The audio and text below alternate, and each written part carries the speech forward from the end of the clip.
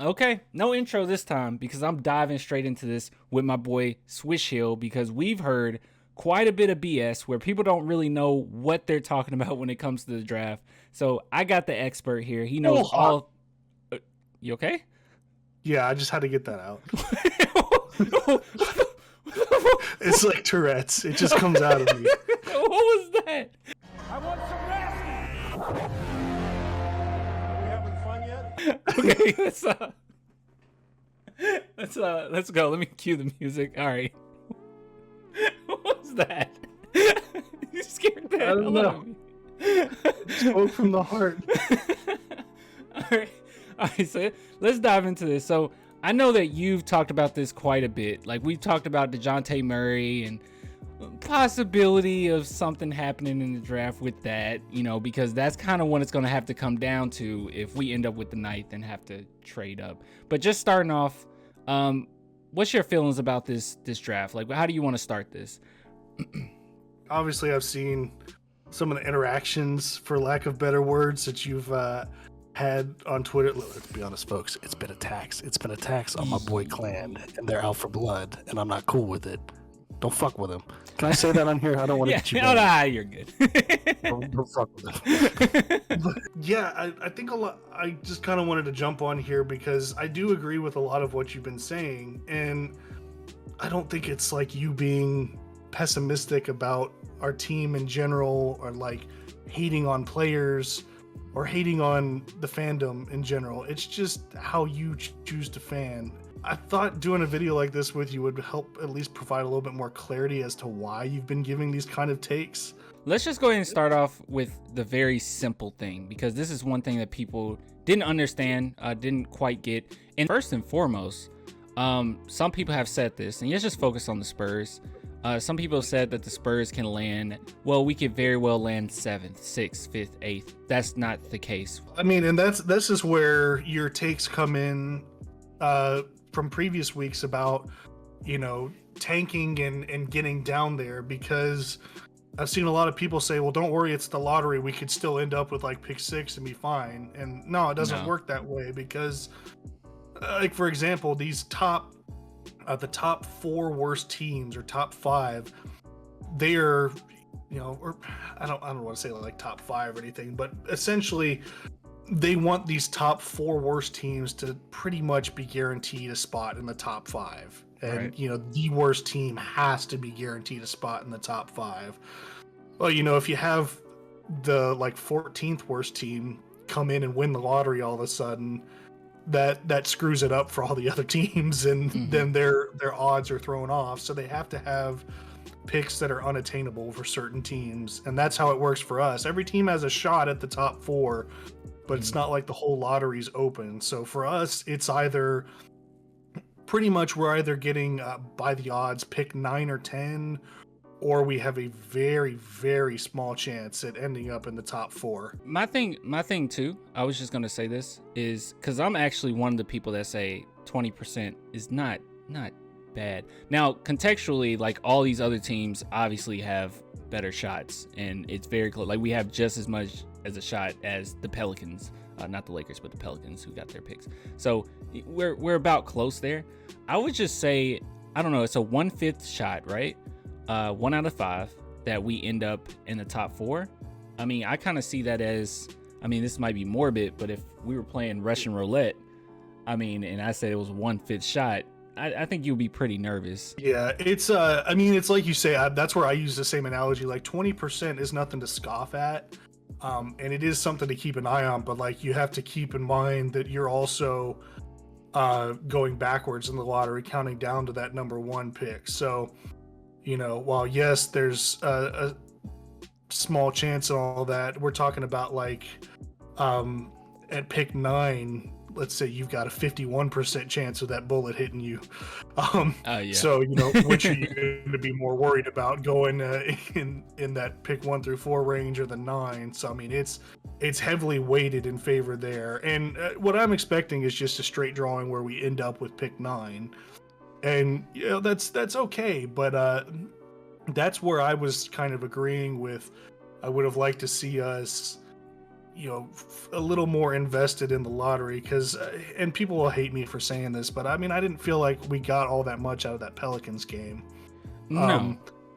It's just the team looked bad. Even DeJounte, poor guy, he did not look like he was fully healthy from his illness, and he's out there trying to play through it. Yeah. Good God, man. Like, we get it. You got heart, but you're not Superman. It's rough. Yeah. And the same deficiencies that we kind of knew plagued the team the whole year came out in full force. And yeah, the team fought at the end, but we fully expected that. We even said there's going to be a little run here, and then it'll stabilize out in favor of the Pelicans again, and star power won out. And I'll say this, I'll take what you give me. We got the play-in. I was pulling for the Spurs. I'm never going to sit there and watch a game and say, my God, I want them to lose this game. I can say, hey, it would benefit them to lose this game, but I'm going to be rooting for them to win. Watching that game, it was just, I gotta wonder, this is the third time in a row they've done this play-in thing with the bubble and all that, and this is the third time they've fallen flat at the exact same spot. And that's one thing I worried about, is that's got to be demoralizing. And I just felt like there was more to be gained long term from not going to this play-in game than there was going. I know some people have said, like, you need experience. It's all about experience, and you just have to grind it out and you'll get there. But that's not necessarily the case, man. You look at a lot of these teams, a lot of these star-driven teams, whether it be Anthony Edwards, whether it be Ja Morant, whether it be even Jordan Poole is looking pretty good. There's a lot of young guys that 22 or younger that shine. And a lot of times you can kind of tell before they reach the age of 23 what type of player they're going to be. Like, I think that Spurs fans have kind of really got wrapped into the whole development of the players, which I completely get, but that's a totally different scenario when you already have your superstars and then you're developing players behind them. They're going to look much better. This was another thing I'd see you get called out for that I just laughed, because it's like that's the whole point of his argument. Is I'd see people talk about, well, this is experience for guys like DeJounte and Keldon and all that, and you'd say, well, Anthony Edwards and Tyrese Maxey went out there with like little to no experience and killed it. Ja Morant's out there killing it and all that, and the responses I saw were, well, you can't compare us to those guys. They were like top 3 picks. And my thing is,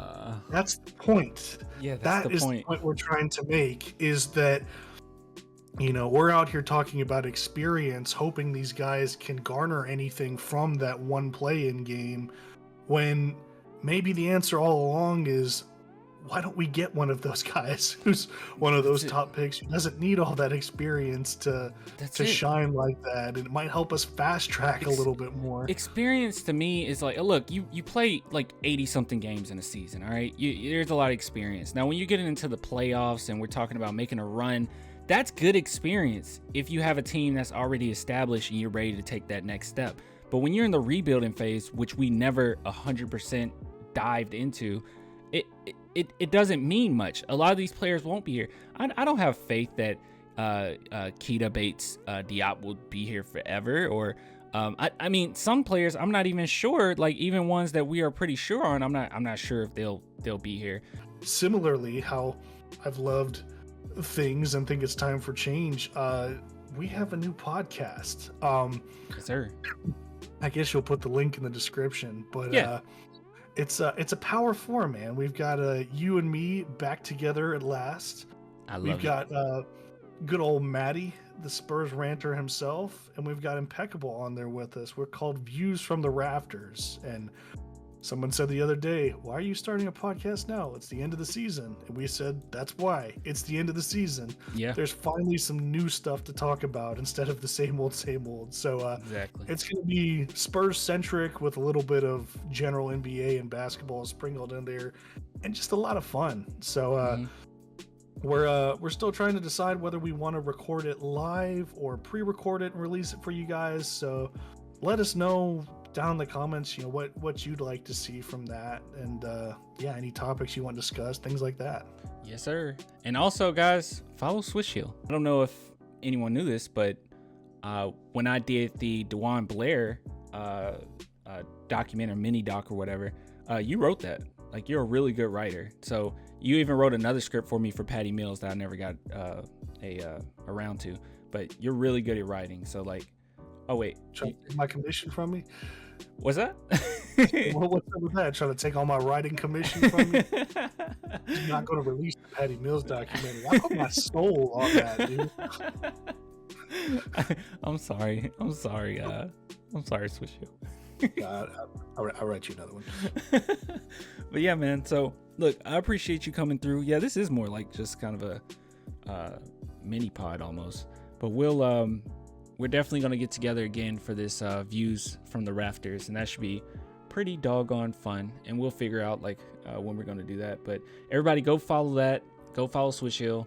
But man, is there anything you want to say before I give the outro?